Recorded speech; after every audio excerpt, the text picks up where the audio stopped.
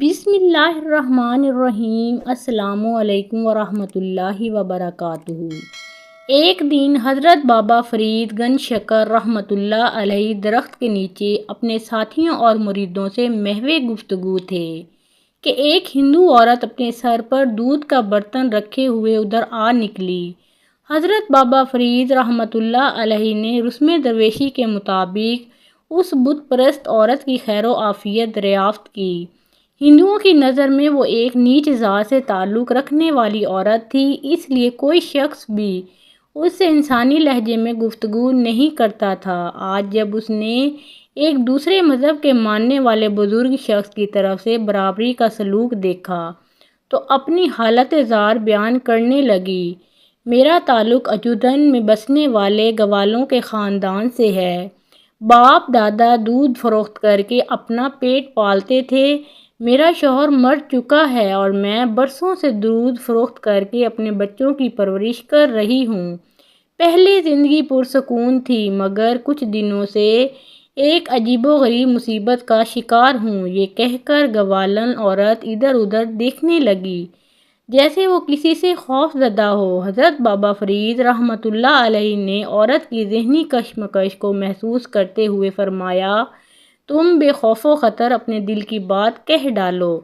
ہم لوگ مسلمان ہوتے ہوئے بھی تمہارے غم گسار ہیں۔ ہمارا مذہب دنیا کے ہر مظلوم کی حمایت کرتا ہے۔ حضرت بابا فرید رحمۃ اللہ علیہ کی شفقت و محبت کا مظاہرہ دیکھ کر ہندو عورت نے وہ راز کہہ ڈالا جسے وہ بیان کرتے ہوئے اس کی زبان کانپ رہی تھی۔ کچھ دن سے ایسا ہو رہا ہے کہ یہاں چند جوگی اور جادوگر مجھے پریشان کر رہے ہیں۔ وہ روزانہ مطالبہ کرتے ہیں کہ سارا دودھ انہیں دے دیا جائے۔ کچھ دن تک تو میں نے ایسا ہی کیا، مگر جب ان سے دودھ کی قیمت طلب کی تو جوگیوں نے بڑی بے رحمی سے جواب دیا کہ وہ لوگ جو چیز خریدتے ہیں اس کی قیمت ادا نہیں کرتے۔ میں نے آئندہ دودھ دینے سے انکار کیا تو وہ لوگ بددعا دینے لگے کہ اگر ہمیں دودھ نہیں دے گی تو تیرا دودھ اس قابل نہیں رہے گا کہ کوئی دوسرا خرید سکے۔ میں نے جادوگروں کی اس دھمکی کو کوئی اہمیت نہیں دی اور واپس چلی آئی۔ پھر جب دوسرے دن دودھ فروخت کرنے گاؤں گئی تو میری حیرت کی کوئی انتہا نہ رہی۔ جب دودھ کے تمام برتن کیڑوں سے بھرے ہوئے تھے، میں نے اسے اتفاق سمجھا، مگر دوسرے دن بھی یہی واقعہ پیش آیا۔ مجبور ہو کر میں دوبارہ ان جوگیوں کے پاس گئی اور ان سے رو رو کر التجا کی کہ نصف دودھ وہ لے لیں اور باقی میرے بچوں کے لیے چھوڑ دیں، مگر ان ظالموں پر میری گریہ زاری کا کوئی اثر نہیں ہوا۔ پھر ایک دن ان جادوگروں کے چیلے میرے گھر آئے اور بڑے صفاقانہ انداز میں کہنے لگے کہ گرو کا حکم ہے کہ اگر تو ہمیں دودھ فراہم نہیں کرے گی تو پہلے تیرے سارے جانور مر جائیں گے، پھر ہم تیرے بچوں کو اپنے قہر و غضب کا نشانہ بنائیں گے۔ تو جن بچوں کی خاطر در بدر بھٹکتی ہے وہ کچھ دن بعد اس دنیا میں نہیں رہیں گے۔ آخر بچوں کی محبت نے مجھے مجبور کر دیا۔ میں کئی ماہ سے ان ظالموں کو دودھ فراہم کر رہی ہوں اور گاؤں والوں سے قرض لے کر اپنی زندگی کے دن پورے کر رہی ہوں۔ آخر گاؤں والے بھی کہاں تک قرض دیں گے؟ یہ کہہ کر دودھ فروش عورت اپنے دامن سے آنسو خشک کرنے لگی۔ حضرت بابا فرید رحمۃ اللہ علیہ نے ایک مظلوم عورت کے دکھوں کی داستان سن کر فرمایا، صبر کرو، تمہاری مصیبت کے یہ دن گزرنے ہی والے ہیں۔ اچانک دودھ فروش عورت گھبرائے ہوئے لہجے میں کہنے لگی، خیر، میری تو جس دن گزرے گزر جائے گی، مگر تم لوگ بہت شریف ہو، آج تمہیں ان درختوں کے نیچے دیکھا تو چلی آئی۔ میری طرح تم لوگ بھی غریب ہو۔ میں تمہیں یہ بتانے آئی تھی کہ کہیں وہ ظالم جادوگر ادھر کا رخ نہ کریں اور پھر تم ان کی جفاکاریوں کا نشانہ بن جاؤ۔ عورت کی سادہ دلی قابل دید تھی۔ وہ اپنی پریشانیوں کو بھول کر درویشوں کو جادوگروں کے ممکنہ اقدام سے بچانے آئی تھی۔ حضرت بابا فرید رحمۃ اللہ علیہ اس دودھ فروش عورت کے خلوص سے بہت زیادہ متاثر ہوئے اور فرمانے لگے، تم ایک سادہ دل عورت ہو، ہم فقیران بے نوا تمہارے اس خلوص کو ہمیشہ یاد رکھیں گے۔ ویسے تم بھی یاد رکھو کہ جب تک اللہ کی طرف سے کوئی مصیبت انسان کا مقدر نہ بن جائے، اس وقت تک دنیا کی کوئی طاقت اسے ذرا برابر بھی نقصان نہیں پہنچا سکتی۔ اگر تم جوگیوں اور جادوگروں کے بجائے اپنے دل میں خدا کا خوف پیدا کر لو تو تم خود بھی محفوظ رہو گی، تمہارے بچے بھی اور تمہارے جانور بھی محفوظ رہیں گے۔ تم بھگوان کی بات کر رہے ہو، دودھ فروش عورت نے حیرت زدہ لہجے میں کہا۔ میں تو اسے روز ہی یاد کرتی ہوں مگر میرے دکھوں میں کوئی کمی نہیں آتی۔ تم جس بھگوان کی پوجا کرتی ہو وہ تو خود ایک بے جان مجسمہ ہے جو اپنی جگہ جنبش بھی نہیں کر سکتا، وہ کسی انسان کے کیا کام آئے گا؟ میں جس خدا کی بات کر رہا ہوں وہ اپنی ذات میں تنہا ہے، کوئی اس کا شریک نہیں، اور اس قدر قدرت والا ہے کہ ساری دنیا کے انسان مل کر بھی اس کے فیصلے کو تبدیل نہیں کر سکتے۔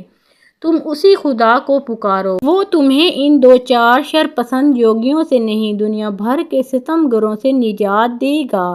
ابھی حضرت بابا فرید رحمۃ اللہ علیہ اس ہندو عورت سے گفتگو کر ہی رہے تھے کہ سامنے سے عجیب حلیے کے لوگ آتے ہوئے نظر آئے۔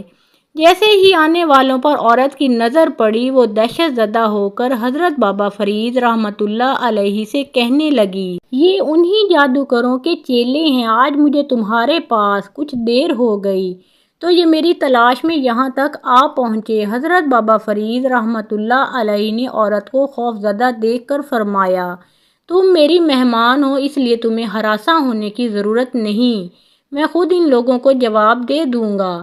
جادوگروں کے چیلوں نے آتے ہی غیظ و غضب کا مظاہرہ کیا اور قہرناک لہجے میں عورت سے کہنے لگے، تو یہاں آرام سے بیٹھی باتیں کر رہی ہے اور گرو جی دودھ کا انتظار کر رہے ہیں، آج تیری خیر نہیں، اسے میں نے روک لیا تھا۔ حضرت بابا فرید رحمۃ اللہ علیہ نے جوگیوں کو مخاطب کرتے ہوئے فرمایا، تم بھی بیٹھو۔ ابھی فضا میں ایک مرد خدا کے الفاظ کی گونج باقی تھی کہ جوگیوں پر سکتہ طاری ہو گیا اور وہ اس طرح زمین پر بیٹھ گئے جیسے کسی غیبی ہاتھ نے انہیں زنجیریں پہنا دی ہوں۔ کچھ دیر بعد جوگیوں کی دوسری ٹولی آئی۔ حضرت بابا فرید رحمۃ اللہ علیہ نے ان سے بھی وہی فرمایا، بیٹھ جاؤ، اور وہ بھی سر جھکا کر بیٹھ گئے۔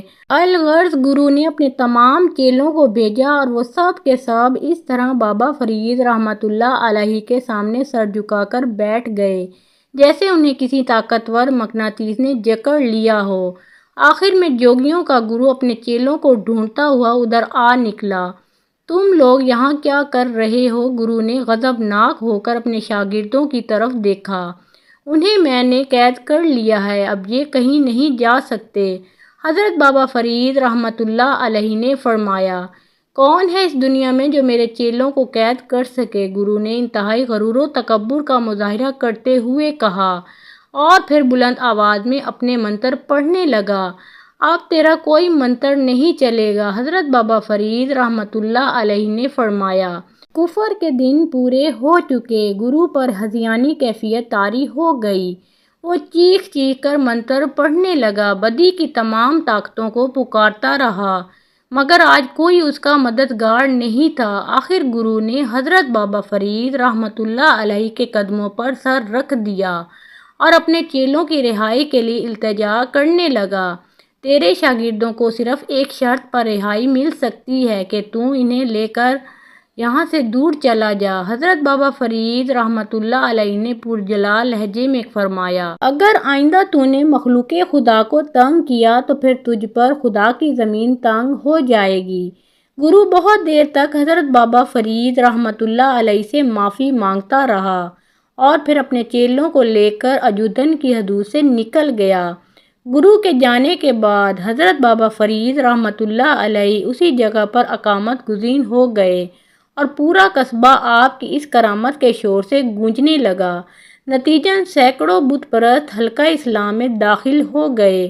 اجودھن میں یہ آپ رحمۃ اللہ علیہ کی پہلی روحانی فتح تھی۔ محترم ناظرین، مزید اسلامی واقعات اور سبق آموز کہانیوں کے لیے اس چینل کو سبسکرائب کریں اور ویڈیو پسند آئی ہو تو اسے لائک اور شیئر ضرور کیجیے۔ اللہ ہم سب کا حامی و ناصر ہو۔